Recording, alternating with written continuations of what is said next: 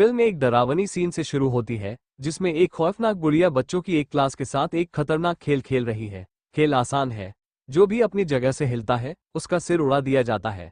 बच्चे डर के मारे भागने की कोशिश करते हैं, लेकिन सभी दरवाजे और खिड़कियां बंद हैं। गुड़िया उन्हें देखती है और एक एक करके उनका सिर उड़ा देती है। जैसे जैसे खेल और भी खतरनाक होता जाता है, एक बच्चा सुझाव देता है कि उन्हें बचने के लिए गुड़िया पर एक छुपा बटन दबाना होगा।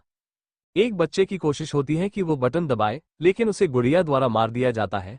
जैसे जैसे समय खत्म होने वाला होता है, बच्चे समझ जाते हैं कि उन्हें एक साथ मिलकर काम करना होगा। केवल 1 मिनट बाकी होता है और दो बच्चे एक योजना बनाते हैं। एक दूसरे के कंधों पर चढ़ता है और बटन दबाने में सफल हो जाता है, लेकिन जैसे ही वे अपनी सफलता का जश्न मनाते हैं, दूसरे बच्चे का सिर उड़ा दिया जाता है। अब बाकी बच्चे समझने की कोशिश करते हैं कि आगे क्या करना है, और वे एक और खतरनाक खेल में फंस जाते हैं। वे पुलिस को कॉल करने की कोशिश करते हैं, लेकिन सिग्नल ब्लॉक हो जाते हैं। निराशा में वे कांच तोड़कर भागने की कोशिश करते हैं, लेकिन ये बेकार साबित होता है। वे एक बास्केटबॉल कोर्ट में पहुंच जाते हैं, जहां और बच्चे चूहों के जोड़े में खेलों से बचने की कोशिश कर रहे हैं। अचानक एक विशाल डरावना बिल्ली जमीन के नीचे से उभरती है, जो खिलाड़ियों का पीछा करती है। एक लड़का समझता है कि जीतने के लिए उन्हें बिल्ली के गुफा में स्थित बास्केटबॉल हुप में एक घंटी फेंकनी होगी। जैसे ही वे कोशिश करते हैं, बिल्ली घंटी को दूर फेंक देती है और एक खिलाड़ी को मार देती है। ये समझते हुए कि बिल्ली केवल चूहों के जोड़े वाले बच्चों को ही निशाना बनाती है, वे उन्हें उतारने का फैसला करते हैं और बिल्ली हमलावर नहीं होती। लेकिन अब खिलाड़ी आपस में घंटी हुप में फेंकने के लिए लड़ने लगते हैं, ये जानते हुए कि केवल एक ही बच्चा बच सकता है। एक तनावपूर्ण लड़ाई के बाद अमाया नामक लड़का घंटी हुप में फेंककर खेल जीत जाता है।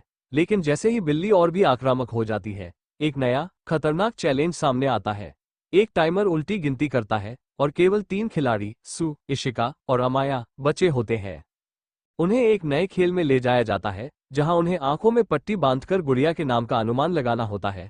गुड़िया उनके चारों ओर घूमती है और यदि वे गलत अनुमान लगाते हैं तो उन्हें मार दिया जाता है। सू समझता है कि गुड़िया के नाम उनके फोन द्वारा रिकॉर्ड किए जा रहे हैं और वह गुड़ियों को धोखा देता है। अंततः सही गुड़िया का नाम लेकर खेल जीत जाता है। गुड़िया नष्ट हो जाने के बाद बचने वाले खिलाड़ियों को अब और भी खतरनाक जालों का सामना करना पड़ता है। वे एक विशाल सफेद भालू से मिलते हैं, जो उन्हें पहेलियां पूछता है। जो भी गलत उत्तर देता है उसे मार दिया जाता है। वे चुनौतियों को पार करते हुए सू भालू को धोखा दे देता है, ये साबित करते हुए कि वो खुद झूठ बोल रहा था, जिसके परिणामस्वरूप भालू काले भालू में बदल जाता है। अब केवल 5 खिलाड़ी बचे होते हैं। अंतिम खेल एक उच्च दांव वाला चैलेंज है।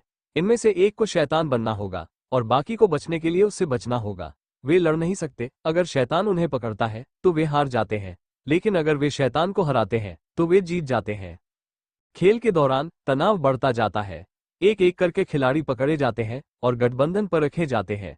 एक नाटकीय अंतिम लड़ाई में अमाया और सू आखिरी बचे होते हैं।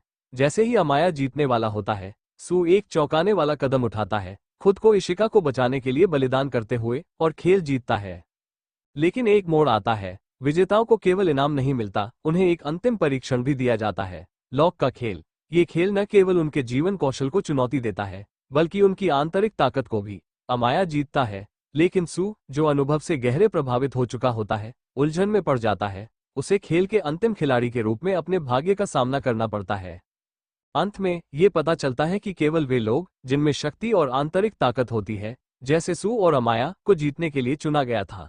अन्य खिलाड़ी, जिनमें इशिका भी शामिल है, एक दुखद अंत का सामना करते हैं। अंतिम मोड़ ये सामने लाता है कि सू और अमाया को एक उच्च उद्देश्य के लिए चुना गया है, एक को भगवान के रूप में और दूसरे को शैतान के रूप में, और इसी के साथ फिल्म समाप्त होती है।